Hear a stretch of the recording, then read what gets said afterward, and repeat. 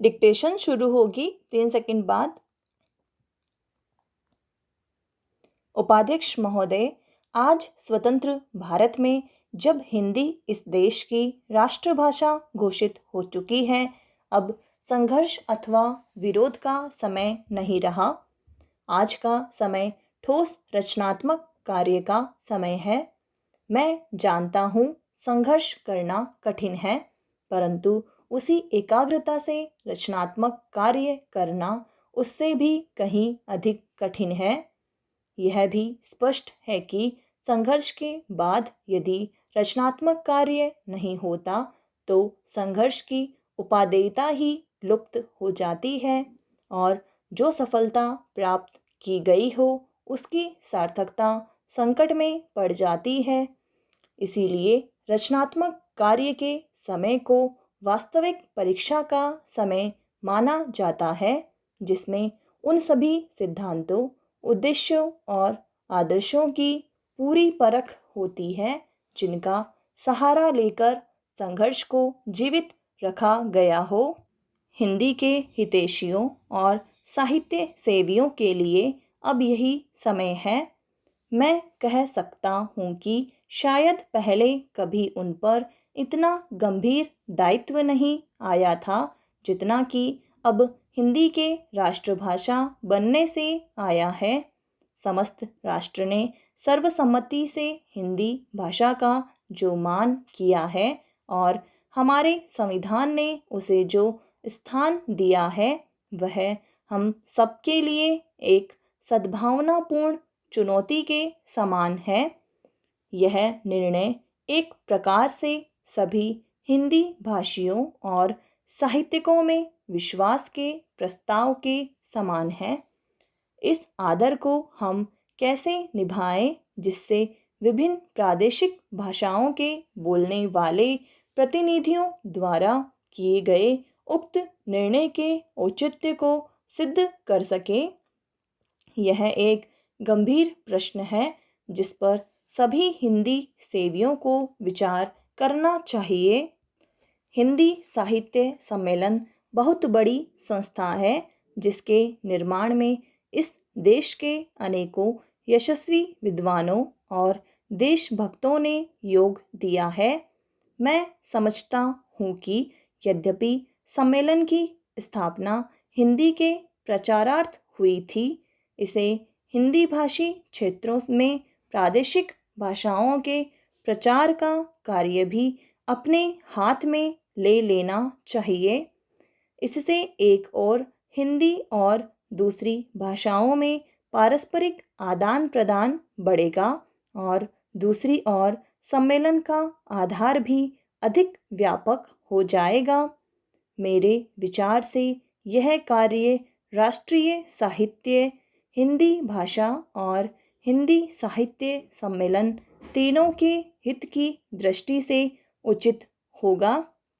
बिहार हिंदी साहित्य सम्मेलन ने जिसके रजत जयंती समारोह के उद्घाटन के लिए आपने मुझे आमंत्रित करने की कृपा की है, 25 वर्षों से भी अधिक समय पूर्व सार्वजनिक कार्य क्षेत्र में पदार्पण किया था। इस राज्य के सभी लोग सम्मेलन की सेवाओं से भली प्रकार परिचित हैं।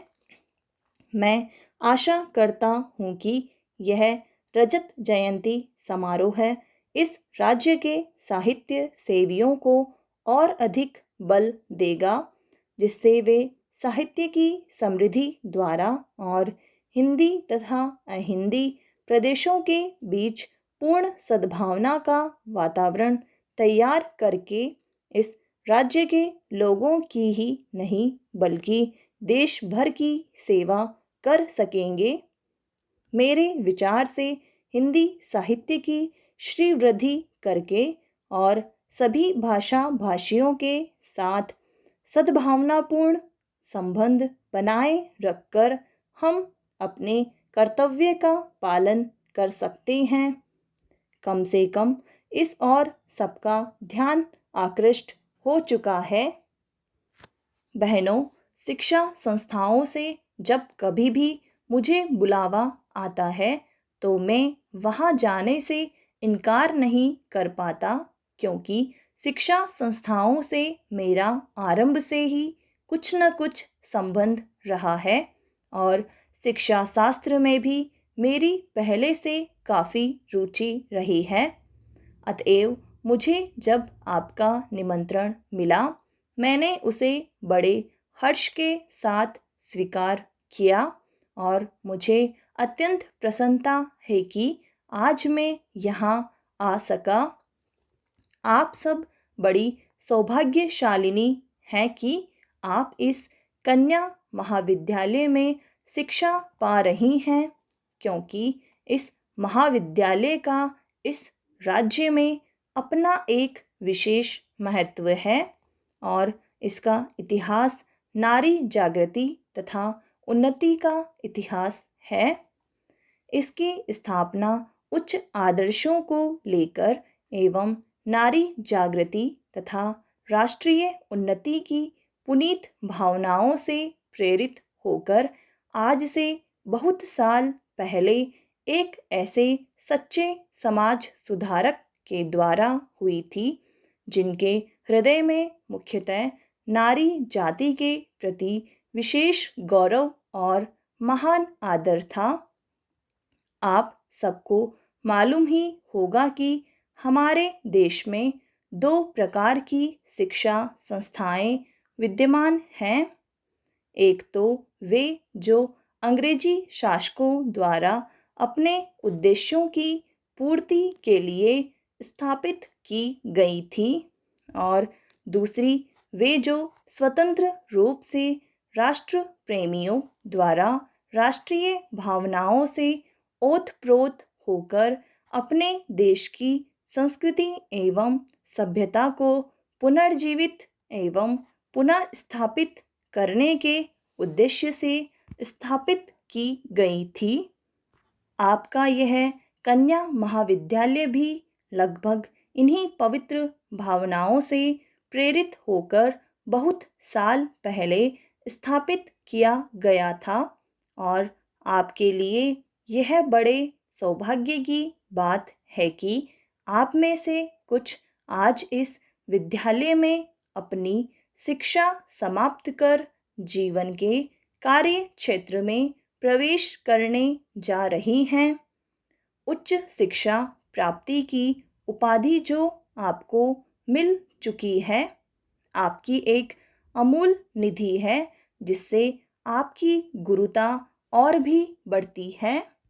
आप में से जो आज प्रमाण पत्र लेकर जा रही हैं, वे इस विद्यालय के सीमित दायरे में से निकलकर जीवन के विशाल प्रांगण में कर्मठ कार्यक्षेत्र में प्रवेश कर रही हैं। आपके कंधों पर जीवन का महत्वपूर्ण उत्तरदायित्व है और मुझे पूरा भरोसा है कि आप अपनी शिक्षा और अनुभव के बल और आधार पर उसे योग्यतापूर्वक संभाल सकने में सफल हो सकेंगी। अब तक आपका विद्यार्थी जीवन रहा, अब आगे आपका व्यावहारिक एवं क्रियात्मक जीवन रहेगा और आपको अपने जीवन के कार्यक्षेत्र में अनेक समस्याओं का सामना करते हुए आगे बढ़ना है। मुझे आशा है कि आपने यहाँ जो शिक्षा दीक्षा ग्रहण की, उससे आप शक्ति और स्फूर्ति ग्रहण कर स्वतंत्र देश की दायित्वपूर्ण नागरिकाओं की भांति उसे निभा सकेंगी। यह सब आपके लिए तभी संभव होगा जब आप यह भली भांति समझ लेंगी कि आपको अपने जीवन में क्या करना है। आप सब यह भली भांति जानती ही होंगी कि प्राचीन काल में हमारे देश में स्त्रियों का कितना महत्वपूर्ण व उत्कृष्ट स्थान रहा है। समाप्त।